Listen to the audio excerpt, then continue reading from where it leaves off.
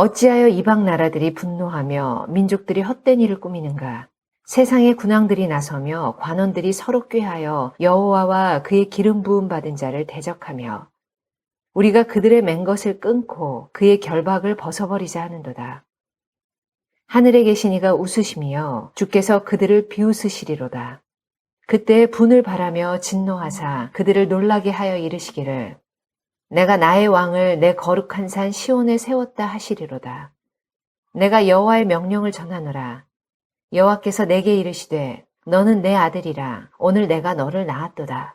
내게 구하라. 내가 이방 나라를 네 유업으로 주리니 네 소유가 땅끝까지 이르리로다. 네가 철장으로 그들을 깨뜨리며 질그릇같이 부수리라 하시도다. 그런즉 군왕들아 너희는 지혜를 얻으며 세상의 재판관들아 너희는 교훈을 받을지어다. 여호와를 경외함으로 섬기고 떨며 즐거워할지어다. 그의 아들에게 입맞추라. 그렇지 아니하면 진노하심으로 너희가 길에서 망하리니 그의 진노가 급하심이라. 여호와께 피하는 모든 사람은 다 복이 있도다. 영국의 왕 가운데 사자왕이라 불리웠던 리처드 왕이 있었습니다. 그가 32세에 왕이 되었습니다. 그는 미남이었고 착하고 어진 마음을 가진 그러한 왕이었습니다. 그가 전쟁터에서는 매우 용맹스러운 용사였습니다. 리처드는 곧 영국의 자존심이었습니다. 그는 정의의 투사였고 시를 노래하는 사랑의 시인이었으며 유럽의 희망이었습니다. 그런 리처드가 왕으로 있었던 시기에 유럽 전체가 십자군 전쟁으로 몸살을 앓고 있었던 때였습니다. 전 유럽은 두 차례에 걸쳐서 십자가의 원정을 실패하였고 다들 지쳐 있었습니다. 다시 한번 누군가 유럽을 일으켜 세워서 십자군 원정에 나가기를 기다리고 있을 때였습니다. 그때 리처드 왕은 유럽의 마지막 희망으로서 유럽과 영국을 구원하기 위해 십자군 원정에 올랐습니다. 그런데 예상외로 전쟁이 길어졌습니다. 그래서 리처드 왕은 쉽게 영국으로 돌아오지 못하였습니다. 그래서 영국 내에서는 은밀한 반역의 음모가 시작이 되었습니다. 리처드 왕이 돌아오지 않자 리처드를 늘 시기하고 질투하였던 동생 존이 음모를 꾸미기 시작한 것입니다. 동생 존은 리처드 왕과는 정반대의 성격을 가진 사람이었습니다. 그는 악한 사람이었습니다. 욕심이 많았고 잔인한 성격을 가졌던 사람이었습니다. 그런 존이 마침 리처드가 적에게 체포되어서 투옥되었다는 소식을 듣자 프랑스를 끌어들여서 쿠데타를 일으킵니다. 그리고 그가 영국의 왕이 되었습니다. 결국 국민들은 그의 억압 속에서 신음하기 시작했습니다. 이제 백성들의 유일한 희망은 그들이 사랑했던 사자 대왕인 리처드가 하루빨리 영국으로 돌아오는 것이었습니다. 그러나 좀처럼 리처드 왕은 돌아올 기색이 없었습니다. 이제 영국 땅에 리처드의 신화는 영원히 사라지는 것처럼 보였습니다. 이제 더 이상 영국은 리처드의 나라가 아니었습니다. 한때 리처드가 통치하고 있을 때 백성들은 왕을 너무나 사랑한 나머지 영국은 리처드의 나라라고 불렀습니다. 그런데 이제는 더 이상 그렇게 할 수가 없었습니다. 결국 국민들의 깊은 절망의 수록 속으로 빠져들 때였습니다. 그런데 어느 날 갑자기 리처드 왕이 기적처럼 돌아왔습니다. 그는 곧장 왕궁으로 향했습니다. 그리고 동생 존을 폐위시키고 보좌 위에 다시 등극하였습니다. 갑자기 런던의 거리는 축제가 벌어지기 시작했습니다. 성당마다 종소리가 울려 퍼졌고 마부들은 마차를 타고 신나게 런던의 복판을 달리기 시작했습니다. 영국 국민들은 저마다 소리 높여 외쳤습니다. 사자왕이 돌아왔다. 우리들의 사자왕이 돌아왔다. 영국은 리처드의 나라다. 왕이여 만수무강하시옵소서. 사랑하는 성도 여러분, 오늘 우리가 읽은 시편 2편은 다윗 집안의 사람들이 왕위에 오를 때 사용되었던 시로 추측이 되는 그러한 시입니다. 그게 바로 2편입니다. 왜냐하면 내용 전체가 왕의 등극을 노래하고 있기 때문입니다. 오늘 본문은 시편 1편과 연결해서 복 있는 사람은 그 왕을 사랑하고 섬기며 그분을 기대하는 사람이다라고 고백하는 것을 우리가 볼 수가 있습니다. 그리고 그분의 통치를 받는 사람이야말로 진정으로 복 있는 사람이라고 말씀하고 있습니다. 그래서 마지막 12절 보면 진정한 왕이신 여호와께 피하는 모든 사람은 다 복이 있도다라고 고백하고 있습니다. 오늘 우리는 시편 1편과 2편을 함께 나누고자 합니다. 본문을 통하여서 진정으로 복 있는 사람이 어떠한 사람인지를 깊이 깨달으시고 그리고 진정으로 복 있는 사람이 되어서 이 한 주를 승리하시길 주의 이름으로 축원드립니다. 첫 번째 메시지입니다. 복 있는 사람은 그리스도를 사모하고 섬기는 사람입니다. 시편 1편에서는 복 있는 사람은 하나님의 말씀을 주야로 묵상하고 하나님의 말씀에서 생명을 공급받는 사람이다 라고 말씀하고 있습니다. 그리고 2편에서는 하나님의 말씀에 깊이 빠져 있는 사람은 메시아가 오면 금방 그분을 알아보고 섬길 것이다 라고 말씀하고 있습니다. 우리가 하나님의 말씀을 묵상하면 할수록 반드시 예수님을 깊이 이해할 수 있게 될 것이고 예수님을 기대하면서 살아갈 수 있게 됩니다. 결국 이러한 사람이 복 있는 사람이 되는 것입니다. 예전에 영국의 테임즈강 주변 근처에 있는 법원 뜰에 포도나무 한 그루가 있었던 적이 있습니다. 그때 이 포도나무에서 열리는 포도는 영국에서 가장 맛이 좋았다고 합니다. 그래서 식물학자들이 이 포도를 번식시켜서 널리 보급하기 위해서 조사를 해보니 이 포도나무는 다른 포도나무와 전혀 다른 점이 없었습니다. 그래서 학자들이 어떻게 해서 이 포도나무가 다른 나무보다 더 맛있는 열매를 맺히는지를 자세히 알아보았더니 이 포도나무의 뿌리가 강 밑바닥 깊이 뻗어 있었다는 것입니다. 자, 뿌리가 강 밑바닥에 깊이 뻗어 있었더니 웬만한 가뭄에도 충분히 수분을 빨아들일 수 있었고 다른 곳보다 더 많은 영양분을 섭취할 수가 있었기 때문에 영국에서 가장 맛있는 포도 열매를 맺을 수가 있었던 것입니다. 시편에서 말하는 복이 있는 사람은 뿌리를 물 근원에 두고 있는 그 포도나무처럼 말씀에 뿌리를 내리고 있는 사람인 것입니다. 하나님을 믿는 성도라고 해서 환난과 어려움이 닥치지 않는 것은 아닙니다. 그러나 심한 기근과 같은 어려움이 온다 할지라도 말씀에 뿌리를 내리는 사람은 그 모든 어려움과 환난을 이겨낼 수 있는 힘을 얻을 수가 있는 것입니다.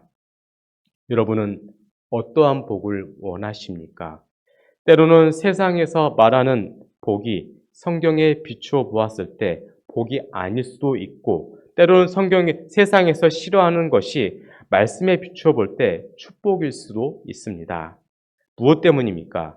세상이 생각하는 축복이라는 것은 모두 외적인 것이기 때문입니다.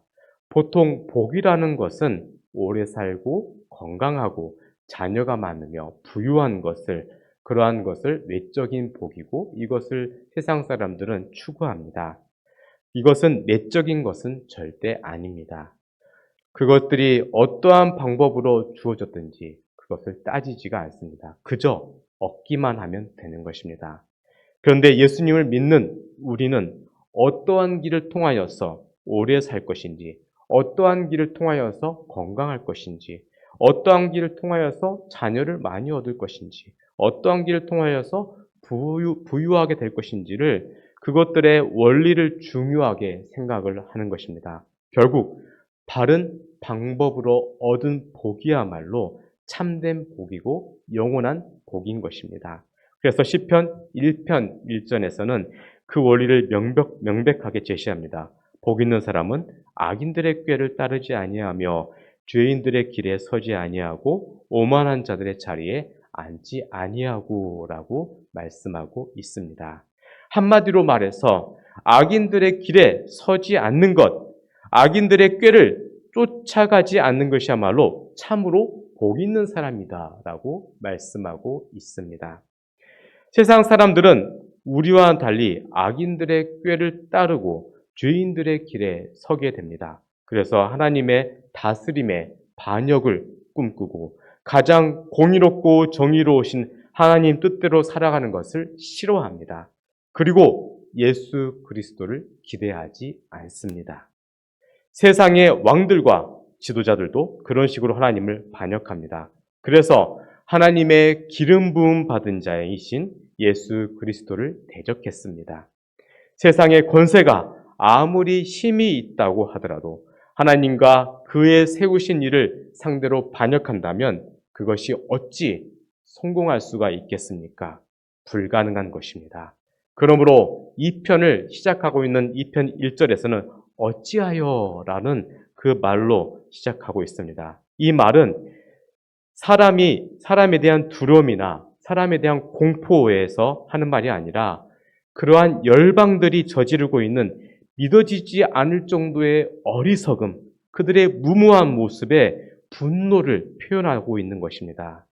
여러분, 유대인들의 속담 중에 이런 속담이 있습니다.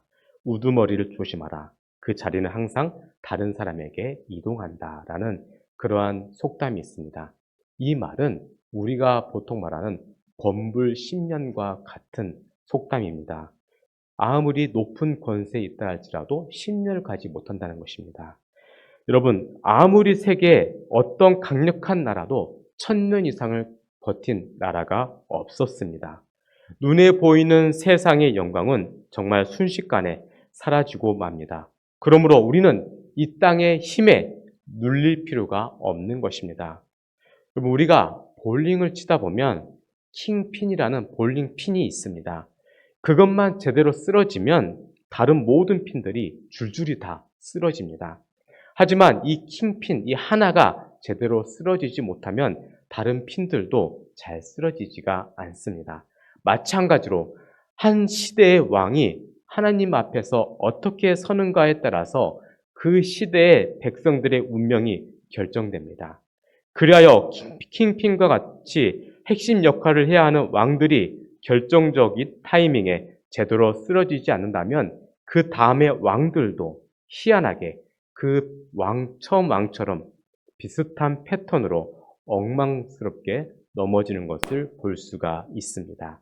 그만큼 왕의 자리가 중요한 것입니다. 세상에서 가장 지혜로운 왕은 하나님만을 바라보는 왕이고 하나님 앞에서 자신을 낮추는 왕인 것입니다. 오늘 본문은 하나님이 다윗과 그의 자손에게 영원히 통치할 수 있는 권리를 주셨기 때문에 그 누구도 다윗의 집안의 반기를 들어서는 안 될 것이며 다윗과 같은 왕의 다스림을 거부하는 것은 곧 하나님을 거부하는 것이다 라고 말씀합니다. 하나님은 그 누구도 왕에게 반역하는 것을 지켜보고 계시지 않으십니다. 그래서 5절을 보면 그때의 분을 바라며 진노하사 그들을 놀라게 하여 이르시기를 이라는 말씀이 기록되어 있습니다. 아마도 가나안의 적군들은 자신들이 이스라엘 왕에게 반역하는 것은 단순히 인간 왕에게 반역하는 것으로 생각을 했을 것입니다. 그러나 그들이 반역한 인간의 왕은 하나님이 세우신 왕이었습니다. 그러므로 하나님이 세우신 왕을 반역하는 것은 곧 그를 왕으로 세우신 하나님께 반역하는 것과 같은 행위가 되었던 것입니다. 여러분, 한 이야기가 있습니다. 어린 아이들이 주로 보는 걸리버 여행기라는 동화가 있습니다. 주인공 걸리버는 여행을 하다가 작은 소인들이 사는 나라에 우연히 들어가게 됩니다. 그곳에서 주인공은 어느 언덕에 누워서 잠이 듭니다. 그때 작은 소인들이 와서 말뚝을 받고 밧줄로 그를 꽉 붙들어 내었습니다. 그래서 깨어봤더니 온 몸이 실로 얽혀 있었고 자기의 배와 손 위에 개미 같은 사람들이 잔뜩 올라와 있었습니다. 그런데 걸리버가 한번 기침을 하니까 작은 소인들이 깜짝 놀라 다 튕겨 날아가 버립니다. 그리고 그를 묶었던 실이 다 끊어지고 말았습니다. 그 작은 소인들은 걸리버를 아무리 붙들어 매려고 해도 되지를 않았습니다. 오늘 우리가 하나님께서 하시는 일과 그리고 우리 인간의 일들을 비교해 보면 인간이 하는 일은 개미와 같은 소인들이 걸리버를 붙들어 맨 것보다 더 작은 일인 것입니다. 우리 인간은 하나님을 거부할 수도 없고 반항할 수도 없습니다. 그렇게 할 수 있다고 생각하는 것은 인간의 착각이고 인간의 어리석음입니다. 하나님은 자신의 아들에게 열방을 깨트릴 수 있는 철장 권세를 주셨습니다. 이 철장은 쇠몽둥이를 의미합니다. 여기에 박살나지 않을 질그릇은 없습니다. 그러므로 우리가 해야 될 일은 11절 말씀처럼 여호와를 경외하고 섬기고 떨며 즐거워하는 것입니다. 사랑하는 성도 여러분, 우리는 하나님의 자녀입니다. 자녀에게는 두려움이 없습니다. 그래서 우리가 하나님을 섬겨야 된 이유가 무엇인가 하면 하나님의 심판이 두렵고 염려되어서 섬기는 것이 되어서는 안 됩니다. 대신에 우리는 그분 안에 기쁨이 있고 생명과 영생이 있으며 그분 안에 있는 것이 복이 되기 때문에 그분을 믿고 섬기는 것입니다. 우리는 두려워서 악한 곳에 가지 않는 것이 아니라 하나님의 말씀이 즐겁고 하나님의 말씀에 순종하는 것이 기쁨이 되기 때문에 악한 곳에 갈 일이 없는 것입니다. 그렇습니다. 우리의 기쁨은 살아계신 하나님의 말씀을 사랑하고 또한 말씀에 순종하는 것에 있습니다. 그리하면 우리는 영원토록 예수 그리스도를 사랑하고 섬길 수 있으며 그분 안에서 기쁨을 누릴 수가 있는 것입니다. 자, 이러한 마음으로 우리는 세상을 승리해야 될 것입니다. 이 마음을 받으시길 주의 이름으로 축원드립니다. 두 번째 메시지입니다. 복 있는 사람은 하나님께 영광 돌리고 하나님께 복종하는 사람입니다. 시편 1편에서는 복 있는 사람이 하나님의 은혜를 입으면 삶 속에서 얼마나 좋은 열매를 맺으며 살 수 있는지를 말씀하고 있습니다. 그리고 이 편은 예수 그리스도, 장차 오실 예수 그리스도에 대해서 말씀하고 있습니다. 우리가 이 시편 2편의 시를 1편과 2편을 한 쌍으로 묶어서 보면 복 있는 사람은 행복한 현실에도 감사를 드리지만 그것에 만족하지 않고 미래에 오실 예수님을 소망하면서 사는 것이다라고 말씀하고 있음을 알 수가 있습니다. 그래서 시편 1편 3절을 보면 다음과 같이 말씀합니다. 그는 시냇가에 심은 나무가 철을 따라 열매를 맺으며 그 잎사귀가 마르지 아니함 같으니 그가 하는 모든 일이 다 형통하리로다라고 말씀합니다. 즉 열매를 맺는다고 말씀합니다.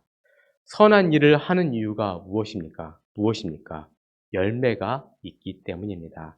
예수님은 마태복음 7장 18절에서 21절에 다음과 같이 말씀합니다. 좋은 나무가 나쁜 열매를 맺을 수 없고 못된 나무가 아름다운 열매를 맺을 수 없느니라. 아름다운 열매를 맺지 아니한 나무마다 찍혀 불에 던져지느니라. 이러므로 그들의 열매로 그들을 알리라 라고 말씀하고 있습니다. 못된 나무가 아름다운 열매를 맺지 못하고 좋은 나무가 나쁜 열매를 맺을 수가 없는 법입니다. 그렇다면 열매라는 것은 무엇입니까? 열매는 몇 가지 종류가 있습니다. 첫째로 우리 스스로가 맺는 열매가 있습니다. 우리 자신을 위해서 맺는 열매입니다. 갈라디아서 5장 22절에서는 성령의 9가지 열매를 말씀합니다. 우리는 하나님 은혜 속에서 말씀 안에서 성령의 열매를 맺게 되어 있는데요. 사랑과 희락과 화평과 오래 참음과 자비와 양성과 충성과 온유와 절제라는 것을 우리가 맺을 수 있게 됩니다. 이러한 성령의 열매가 은혜 속에서 스스로 맺혀지게 되는 것입니다. 둘째로 일의 열매를 맺습니다. 하나님의 축복을 받아서 형통하게 되는 것입니다. 우리가 세상에서 사업이 잘 되고 몸이 건강해지고 가정이 화평하게 되는 등 형통의 열매를 맺을 수가 있는 것입니다. 밤낮 가리지 않고 하나님을 떠나서 뭔가 열심히 일을 하는 것은 잘못된 것입니다. 하지만 그 일 자체가 잘못된 것은 아닙니다. 하나님을 잘 믿으면서 열심히 일하면, 그렇게 살아가면 우리가 하는 모든 일에 형통의 은혜가 있게 되는 것입니다. 세 번째로 하나님을 위한 사역의 열매를 맺게 됩니다. 복음을 위하여, 교회를 위하여, 하나님의 나라를 위하여서 무엇인가 열매를 맺을 수가 있는 것입니다. 사과나 귤 나무를 심으면 3년이 지나야 열매를 맺을 수가 있습니다.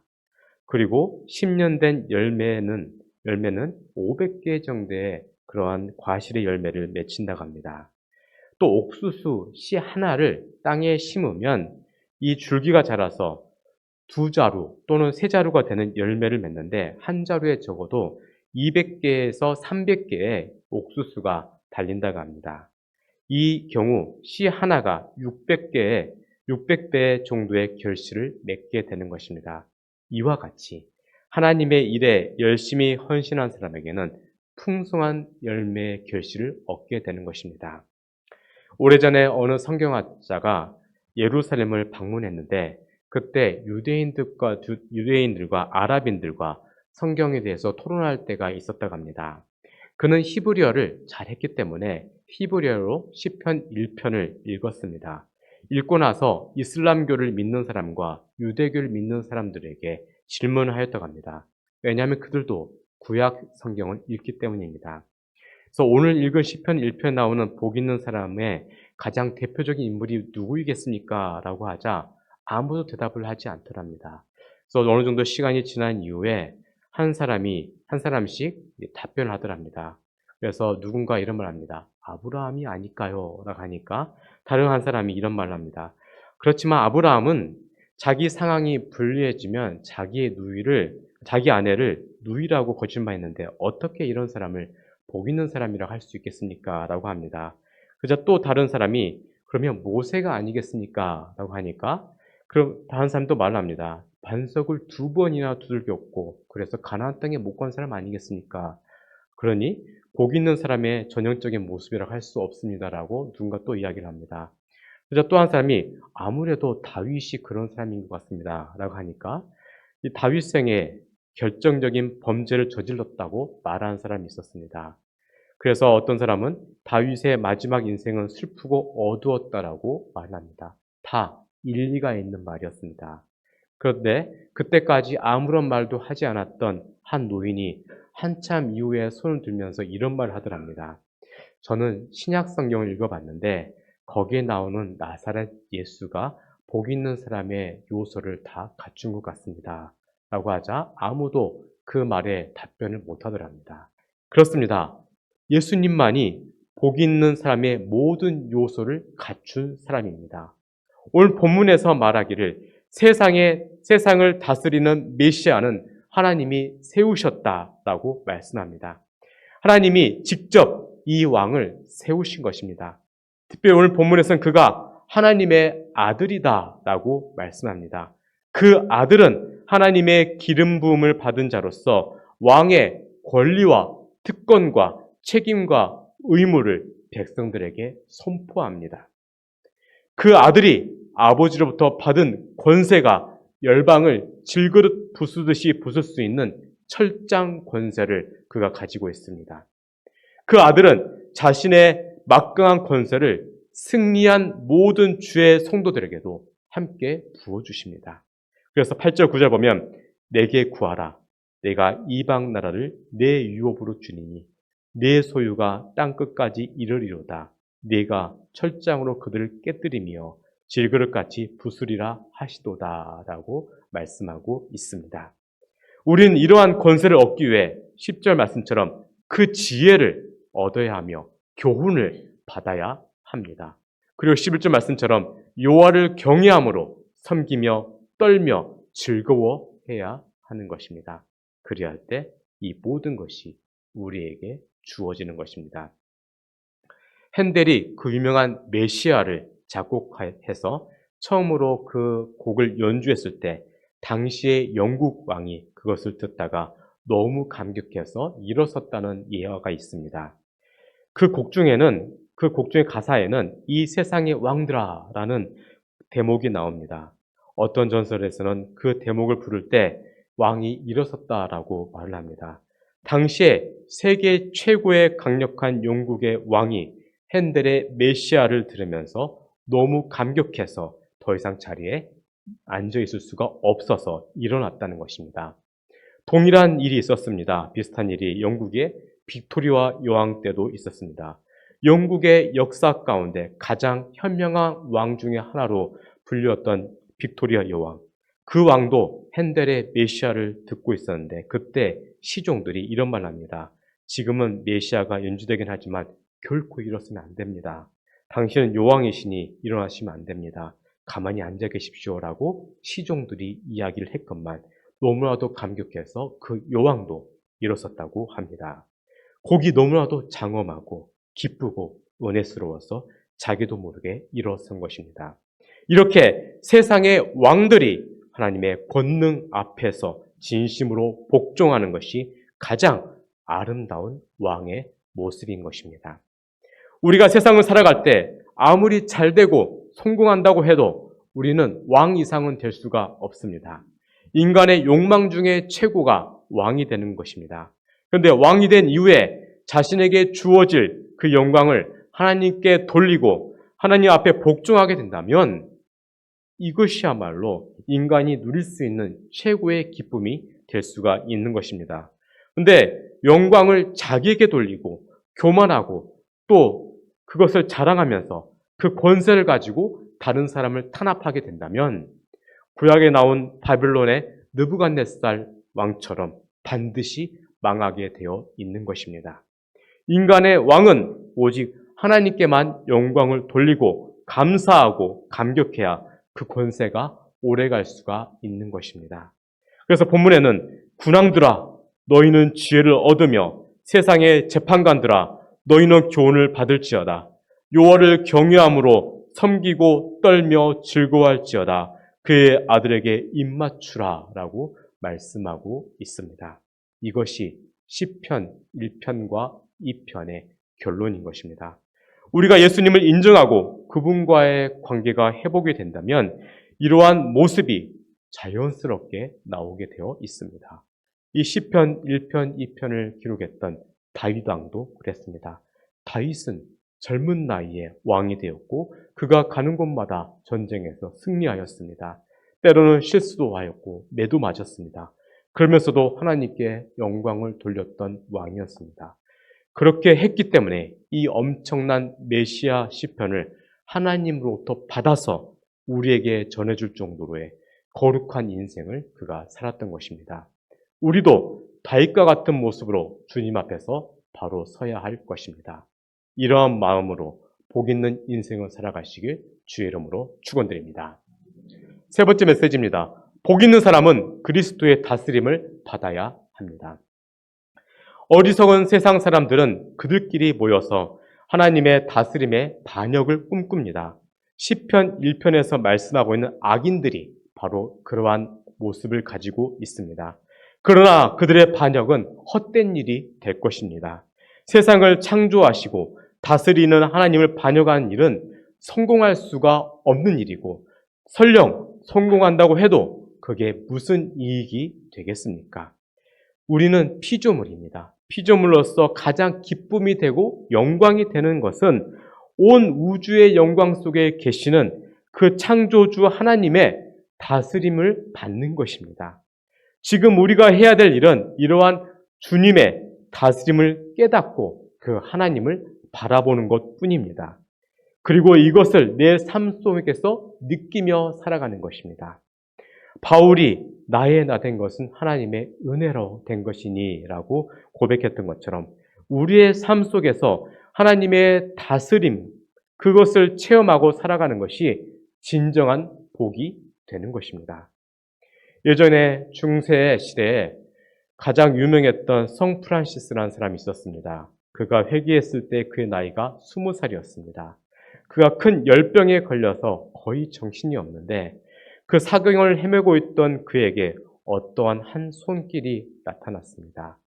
그때 누군가가 그에게 너는 이 손길을 기억하느냐라고 물었다고 합니다. 프란시스는 열병 가운데 있으면서 그 손길과 관련된 것들이 생각이 났습니다.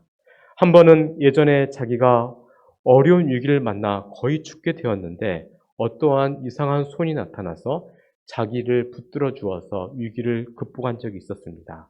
그때 경험했던 그 손이었습니다. 또 한 번은 자기가 어렸을 때 큰 병에 걸렸습니다. 그가 그 어려움에 있을 때 어떤 손이 나오더니 그의 머리를 안수해 주었습니다. 그래서 그 병이 나았습니다. 그때 보았던 손길이었습니다. 또 한 번은 프란시스가 젊음의 혈기를 못 이겨서 칼을 뽑아서 어떤 일을 찌를 뻔한 적이 있었습니다. 그냥 두면 사람을 죽여버리고 살인자가 되어서 일생을 감옥에 갇히거나 사형을 받을 위기에 처해 있었습니다. 이때에도 어떠한 손이 나와서 그의 손을 꽉 잡아서 찌르지 못하게 하였습니다. 그 손 덕분에 살인자가 되지 않았습니다. 그때 보았던 손길입니다. 그래서 프란시스가 이제 제가 알겠습니다. 언제 보았던 손길입니다라고 고백을 했더니 그 손길이 나의 손길입니다 라고 말씀을 하였습니다. 그리고 나서 자신의 병이 씻은 듯이 나섰다고 합니다.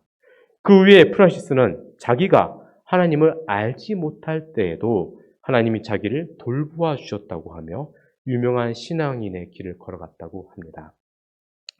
우리가 신앙생활을 하면서 뭔가 굉장한 체험을 하지 못해도 괜찮습니다.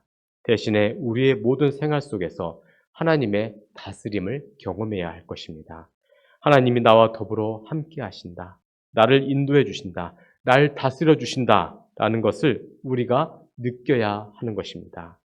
머리로만 아는 것이 아니라 체험적으로 느껴야 하는 것입니다. 세상은 이전에도 그랬듯이 끊임없이 예수 그리스도를 반역할 것입니다.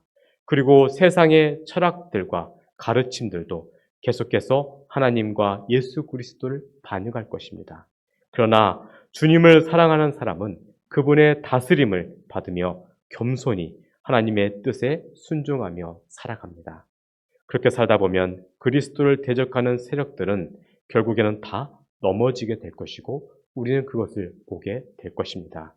우리는 이러한 일들을 오랜 2000년 이상의 기독교 역사를 통해서 수없이 보고 왔습니다.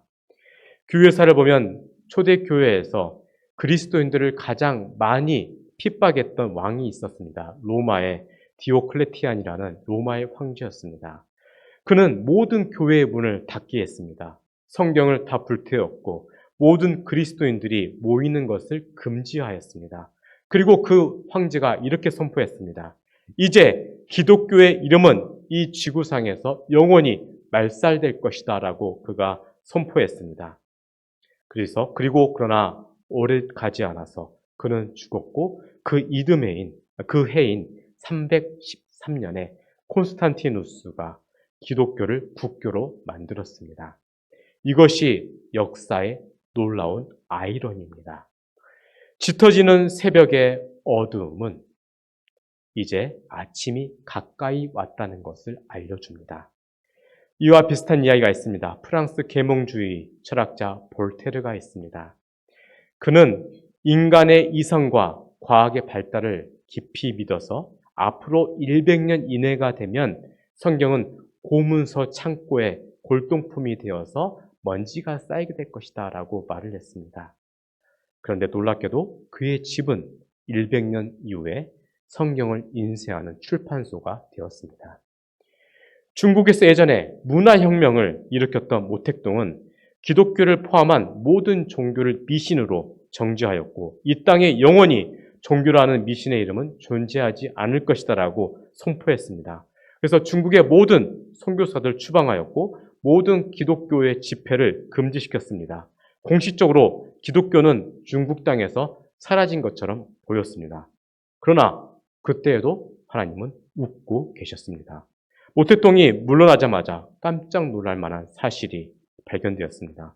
그동안 선교사들은 다 추방되었지만 수없이 많은 비밀 크리스천들이 지하교회에서 만들어지고 있었던 것입니다. 지금은 약 1억 명 정도의 크리스천이 중국에 있다고 합니다. 모택동이 문화혁명으로 기독교를 그 땅에서 추방했다고 했을 때 하나님은 웃고 계셨습니다. 여러분, 하나님은 이 세상의 진정한 통치자가 되십니다. 하나님은 다윗의 후손으로 오실 메시아가 역사의 진정한 왕이 되실 것이라고 선언하셨습니다. 세상은 끊임없이 하나님을 반영하겠지만 결국에는 모든 것은 다 사라질 것이고 오직 예수 그리스도의 다스림만이 온 세상에 남을 것입니다. 하나님은 이 세상을 개혁시키고 변화시키며 영원히 통치할 자로 자신의 아들을 세우셨습니다. 하나님은 자신의 아들에 대해 다음과 같이 말씀합니다. 10절 말씀에 너는 내 아들이라 오늘 내가 너를 낳았도다. 여기서 낳았다는 것은 내가 너를 세웠다는 것입니다. 육신의 옷을 입고 이 땅에 오신 예수 그리스도는 우리의 죄와 허물을 담당하셨고 죽으신 지 3일 만에 다시 부활하셨습니다. 하나님은 그 아들을 통하여 역사를 새롭게 하셨고 모든 백성들과 역사를 다스리십니다. 그래서 결국 내가 너를 낳았도다라는 아버지의 말씀은 그 아들 통하여서 성취가 되었습니다. 바로 이 내용에 대해서 신약에서도 말씀하고 있습니다. 사도행전 13장 33절, 34절입니다. 자, 우리 함께 읽겠습니다. 시작. 곧 하나님이 예수를 일으키사 우리 자녀들에게 이 약속을 이루게 하셨다 함이라. 시편 2째 편에 기록한 바와 같이 너는 내 아들이라 오늘 너를 낳았다 하셨고 또 하나님께서 죽은 자 가운데서 그를 일으키사 다시 썩음을 당하지 않게 하실 것을 가르쳐 이르시되 내가 다윗의 거룩하고 미쁜 은사를 너에게 주리라 하셨으며 아멘. 사랑하는 성도 여러분, 예수 그리스도의 최고의 모습이 어디에 있습니까? 바로 부활에 있습니다. 죽음을 이기시고 부활하신 예수 그리스도가 역사의 통치자가 되어 주셨습니다. 예수님을 우리를 위하여 죽음을 이기시고 부활하셨습니다. 그분은 죽음을 이기시고 이 땅에 오셨고 또 우리의 허물과 죄를 담당하셨습니다. 세상은 그 아들을 통하여서 다스림을 받게 되는 것입니다. 우리가 믿는 예수님은 오늘 본문 8절에 나온 것처럼 땅끝까지 다스리십니다. 오늘 본문에서 하나님은 우리들에게 그분의 말씀을 들으라고 말씀하십니다. 10절을 보면 그런즉 군왕들아 너희는 지혜를 얻으며 세상의 재판관들아 너희는 교훈을 받을지어다 라고 말씀하고 있습니다. 그렇습니다. 우리는 하나님의 말씀 속에서 인생의 모든 지혜가 있음을 믿습니다. 그렇기 때문에 말씀을 믿고 의지해야 됩니다. 그리고 11절 말씀처럼 그분을 경외하고 섬기며 살아가야 할 것입니다. 이러한 모습으로 세상을 승리하시길 주의 이름으로 축원드립니다. 기도하겠습니다. 사랑이 많으시고 은혜와 자비가 많으신 하나님, 오늘 우리가 주님 앞에 서 있습니다. 부족하며 죄 많으며 연약한 우리를 불쌍히 여겨 주옵소서. 우리가 이제 예수 그리스도만을 사모하고 섬기려 합니다. 죄인들을 받아 주옵소서. 이제는 오직 하나님 한 분께만 영광 돌리고 주께만 복종하려고 하오니 우리의 결심이 흔들리지 않게 하옵소서. 그리하여 오직 주의 다스림만을 받는 축복된 인생들 되게 하여 주옵소서. 감사드리며 우리를 구원하신 예수님의 이름으로 기도드렸사옵나이다. 아멘.